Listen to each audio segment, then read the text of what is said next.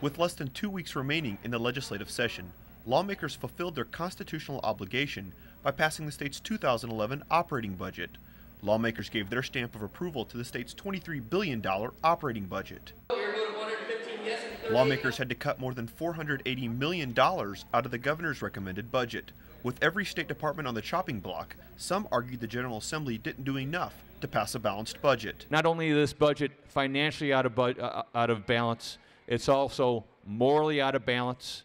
It's also out of balance in its unbalanced approach to looking at the priorities of the state. Despite vocal opposition from the other side of the aisle, the budget chair argues the General Assembly fulfilled their legislative duties by passing a balanced budget. It's very disingenuous to say after cutting $500 million that the 2011 budget is out of balance. I mean, completely disingenuous.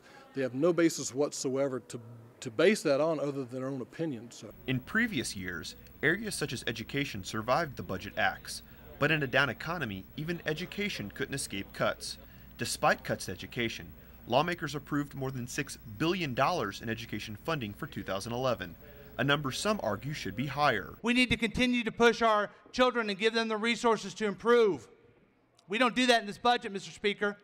We should be doing that, and we haven't. And we haven't done that through our process. I want more money for education. I want more money for teachers. I want more money to operate the buses. I want more money to keep the lights on.